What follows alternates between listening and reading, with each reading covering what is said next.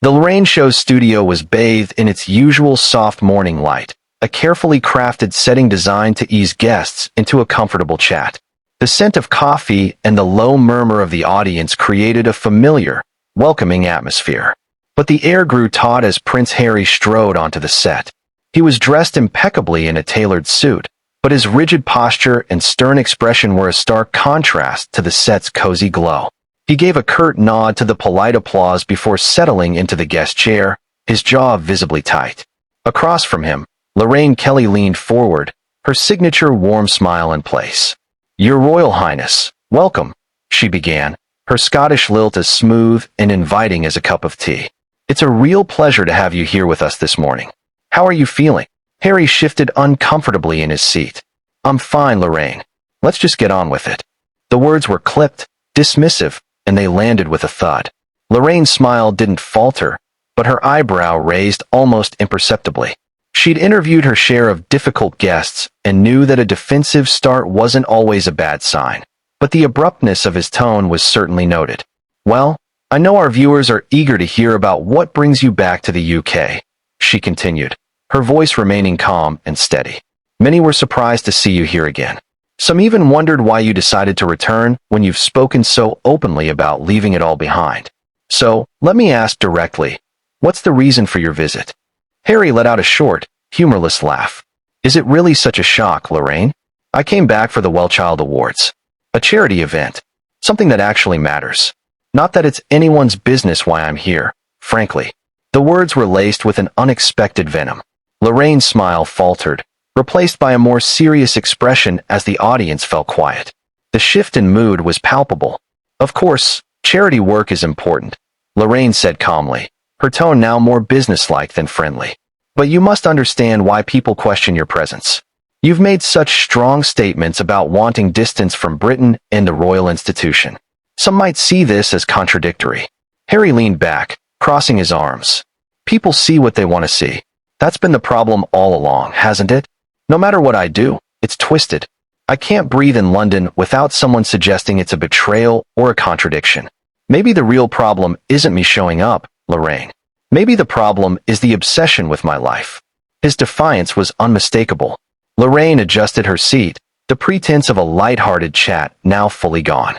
"All right," she said, her voice firmer. "Then let's talk about the other side of this.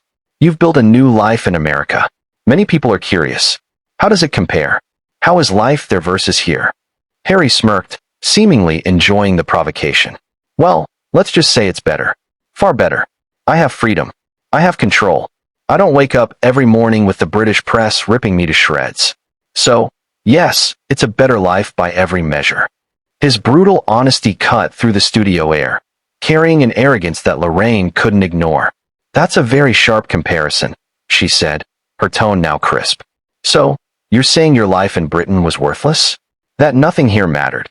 Harry shrugged, leaning forward, his voice rising with conviction. "Did you hear what I just said? I said it's better there. And yes, better than being suffocated here. I'm not going to sugarcoat it. People can call it disrespectful, but it's my truth.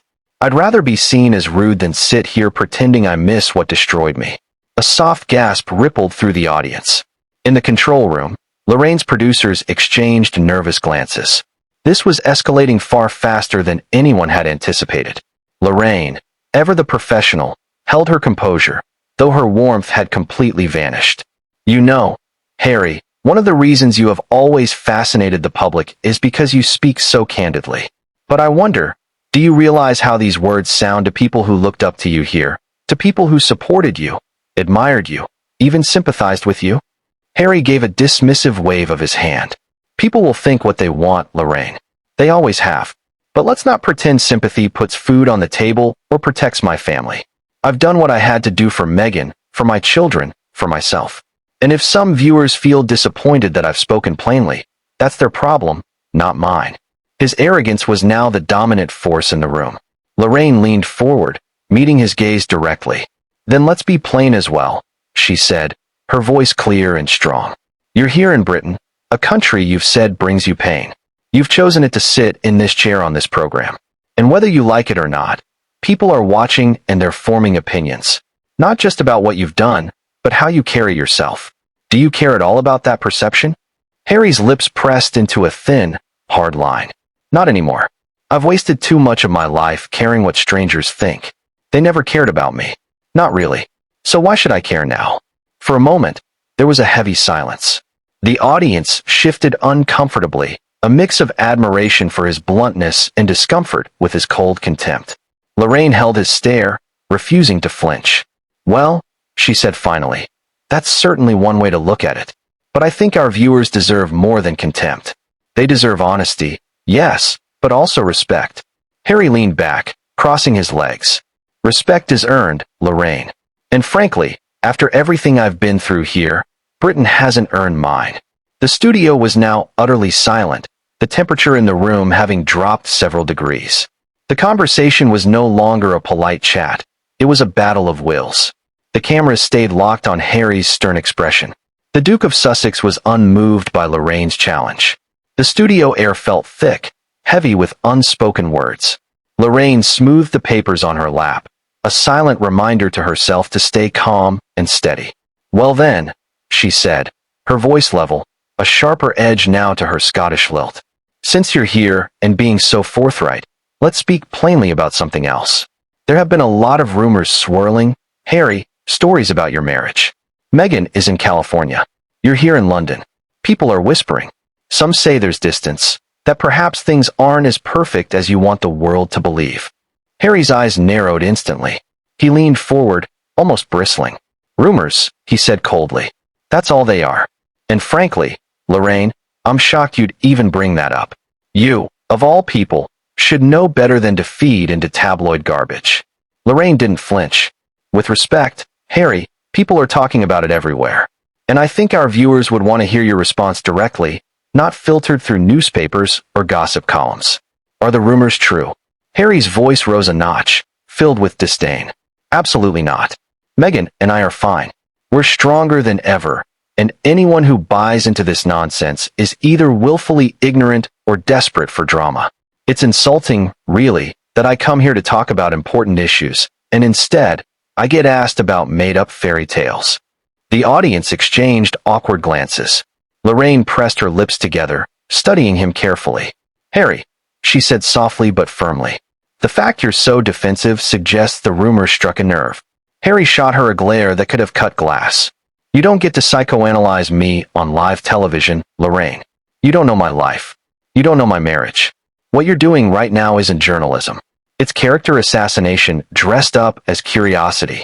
Lorraine exhaled slowly, maintaining her composure. Then, let's shift gears. Your book, Spare, made headlines around the world. You shared very intimate details of your life, your relationships, your grievances. But critics say it didn't sell as strongly as expected after the initial wave. Do you think perhaps the public has lost interest in your version of events? Harry's laugh was hollow, tinged with contempt. Lost interest?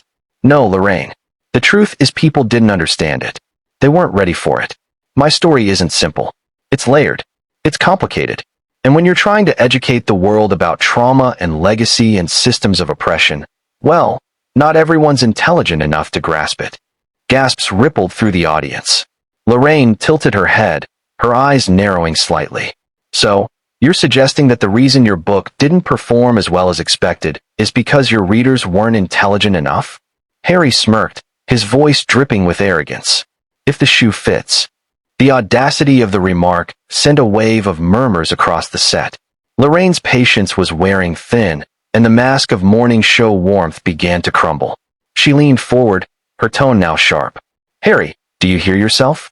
These are the very people who supported you, who bought your book, who cared enough to listen, and your response is to insult their intelligence.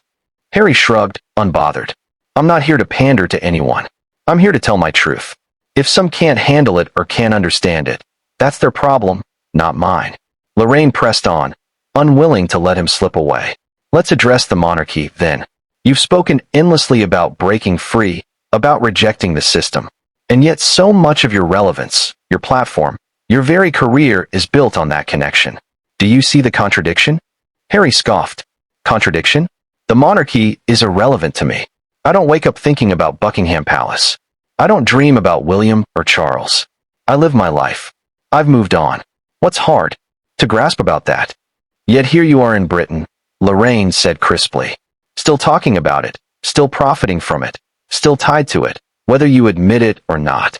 Harry's jaw clenched, his voice sharpening to a near sneer. You think I need them? I don't. I'm free of that circus. I'm not their puppet anymore. Whatever money or fame people think I have because of the monarchy is irrelevant. I've carved my own path. Lorraine let the silence hang for a moment, her gaze steady. Then she struck. Harry, you're not a prince anymore. You've made that choice. But the way you sit here today, defensive, arrogant, dismissive, it looks less like freedom and more like bitterness. Many believe this behavior stems not from independence, but from envy. Envy of William, envy of Kate. That's what people see. Do you deny that? The studio erupted in murmurs. Harry froze for a fraction of a second, his face tightening. His jaw worked furiously, as if he was chewing on words too sharp to spit out. Finally, he spoke, his voice low and venomous. That's a cheap shot, Lorraine, dragging my brother and sister-in-law into this, suggesting I'm jealous. You think you can sit there in your chair and psychoanalyze my life like you know anything about what I've endured? You're out of line. Lorraine sat back, unflinching. Out of line, or simply telling you what many already believe. That you've made bitterness your brand.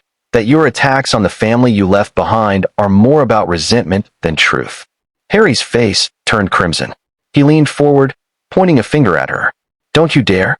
Don't you dare reduce everything I've been through to jealousy. Don't you dare speak my brother's name like you know what happened between us. You have no idea, Lorraine. None. And frankly, this interview is becoming a joke. The audience was silent now, the tension thick and suffocating. Lorraine's voice, however, was icy calm. Then perhaps we should end it here. Because if this is the only tone you can manage, contempt, hostility, arrogance, then there's nothing more for us to discuss. This is morning television, not a therapy session, and certainly not a platform for you to lash out at anyone who questions you. Harry's eyes blazed. Maybe it's best if you do end it, Lorraine, because I won't sit here and be spoken to like this. Not by you, not by anyone. Lorraine straightened her papers and looked directly into the camera. Then let's call it. This interview is over. Thank you, Prince Harry, for joining us. Harry ripped off his microphone, his movements jerky with rage. He stood abruptly, muttering something inaudible under his breath, and stormed off the set. The audience remained frozen, watching the spectacle unfold live. Lorraine sighed deeply, turning back to the viewers with a strained but professional smile. Well, she said softly. I think that speaks for itself. We'll be right back after the break. The screen cut to commercials, but the moment was already viral. Within minutes, clips were circulating across social media, sparking furious debate. Just like that, a morning interview had become one of the most explosive showdowns in television history. The break should have given everyone time to cool down. But when the cameras came back, the tension was worse than before. Prince Harry had reluctantly returned to his chair after an intense backstage huddle with his team. His jaw was clenched, his cheeks flushed with anger. Lorraine sat across from him, poised as ever, though her eyes betrayed a flicker of steel. Welcome back, Lorraine said, her voice measured and professional. Before the break, things got heated. But I'd like to continue if you're willing, Harry. Harry crossed his arms and leaned back, his tone dripping with disdain. Fine, but I won't sit here and be ambushed. You want honesty? I'll give it to you. Lorraine gave a polite nod. Good. Let's talk about perception. Many people feel you've built your public identity on tearing down your family, the very institution that gave you your platform. They wonder, without the royal connection, would anyone care about your opinions? Would anyone buy your books or your shows? Harry let out a sharp laugh, shaking his head. There it is again, the same tired narrative, as if I have nothing to offer beyond my last name. Do you realize how insulting that is? I've served my country. I've been in combat zones. I've worked on mental health initiatives. But all you people see is the spared. Lorraine tilted her head. And yet you titled your book Spare. You leaned into the label yourself. That was reclaiming it, Harry snapped. Owning the narrative before others twisted it. But clearly people like you still don't get it. The audience murmured. Lorraine pressed forward, her tone firm. Harry, I think what people struggle with is this contradiction. You criticize the monarchy, the tabloids, the system, yet you continue to speak about it. Profit from it, Define yourself by it. If it truly doesn't matter to you, why not let it go? Harry's voice grew sharper. Because letting it go doesn't erase the damage. You think I can just move to California, plant some avocados, and forget the years of manipulation, the lies, the press campaigns? No, Lorraine. Some wounds don't heal just because you want them to. But at what cost? Lorraine pressed, her voice rising just slightly. Every time you speak out, every interview, every book chapter, you reopen those wounds, not just for yourself, but for your family. Doesn't that matter to you? Harry leaned forward, his eyes blazing. Don't lecture me about family. Where was that family when Meghan was suicidal? Where was that family when I begged for support and protection? They left us to fend for ourselves. So don't you dare stand there and ask me to worry about their feelings when they never gave a damn about ours. The air went heavy. Lorraine didn't blink. Harry, nobody is dismissing the pain you've described, but the way you speak, the arrogance, the dismissal of anyone who questions you, it alienates people. You don't just sound wounded. You sound bitter. Bitter, Harry repeated, his voice rising. I'm not bitter. I'm realistic. I've seen the truth of that institution. I've seen how it chews people up and spits them out. If telling the truth makes me sound bitter, then so be it. Lorraine folded her hands, her tone unyielding. And yet some would argue it's not truth you're telling. It's your truth. Selective, curated, profitable. Because every time you speak, Harry, it's attached to a book deal, a streaming contract, a stage. Doesn't that make it performance, not truth? Harry slammed a hand against the arm of his chair, the sudden sound making the audience flinch. Enough with the lectures, Lorraine. You sit there on your cushy morning show pretending to care about truth, but all you want is headlines. You're no different from the tabloids you pretend to condemn. The studio went dead quiet. Lorraine's voice cut through the silence like a blade. The difference is, Harry, I don't profit off painting myself as a perpetual victim. I ask questions. You, on the other hand, attack anyone who doesn't bow to your narrative. Harry's mouth twisted into a sneer. You think you're clever, don't you? Sitting there pretending you've got me cornered. But you're just another cog in the same machine I've been fighting my whole life. The only difference is you do it with a smile and a Scottish accent. Gasps rose from the audience. Lorraine didn't flinch.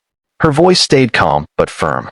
And you're just another man so consumed by his own anger that he can't see the damage he's causing to himself, to his family, to his legacy. You're not dismantling the monarchy, Harry. You're dismantling yourself. Harry froze, the words cutting through him like ice. For the first time, he didn't immediately snap back. His jaw tightened, his fists clenched, and his breathing grew heavier. Lorraine leaned in slightly. You want to be seen as free, as strong, as independent. But what I see sitting across from me is someone who still can't let go, someone trapped. Not by his family, not by the monarchy, but by his own rage. The audience held its breath. Harry's lips parted, but no words came out. His face flushed crimson, and his eyes darted toward the cameras, toward the millions watching. In that moment, the image of the confident Duke cracked. He looked smaller, cornered, and utterly furious. Lorraine, sensing the moment, softened her tone just enough to sting. Harry, you don't need a crown to be a prince. But right now, you're not acting like one at all. Harry shot up from his chair, towering over her. The audience gasped as he ripped off his microphone again, his voice trembling with rage. This is pathetic. You're pathetic, and I don't have to sit here and take this. Producers scrambled off camera, trying to salvage the situation. Lorraine remained seated, her expression unreadable, watching him with a mixture of pity and resolve. Then maybe it's best we pause here, she said calmly. Because clearly you're not ready for this conversation. Harry glared at her one final time before storming off the set, muttering curses under his breath. The sound of his footsteps echoed through the silent studio. Lorraine turned back to the camera, her professional smile finally cracking into something more somber. Well, she said quietly, I think our viewers can draw their own conclusions. The screen faded to black, but the damage was already done. Social media would feast on this for weeks, and Prince Harry's meltdown had just entered the history books. The cameras kept rolling even as Prince Harry disappeared backstage, his microphone clattering onto the studio floor. The stunned audience whispered among themselves, the tension still thick in the air. Lorraine sat perfectly still, her hands folded, her composure. Unshaken, a producer leaned in from the wings, whispering frantically, "Do we cut to commercial?" But Lorraine raised a hand gently, signaling to keep going. She turned to the camera, her voice steady, her Scottish lilt carrying a weight of finality. "Viewers, I want to apologize for what just happened. Live television can be unpredictable, and today we saw emotions boil over, but I stand by my role to ask difficult questions, even when the answers are uncomfortable." The audience gave a cautious round of applause, not for drama, but for her calm control in the aftermath. From backstage, a door slammed, echoing faintly through the studio. Harry was gone. Lorraine exhaled slowly, then looked directly into the lens. Perhaps what we witnessed wasn't just about one man or one family. Perhaps it was about accountability, honesty, and the courage or refusal to face them. Whatever you think, I believe today showed us that titles don't shield anyone from the truth. The closing theme music swelled. The broadcast ended not with polite smiles or light chatter, but with a lingering sense of history, a royal walkout, a host who refused to bend, and a nation that would be talking about this moment for years to come.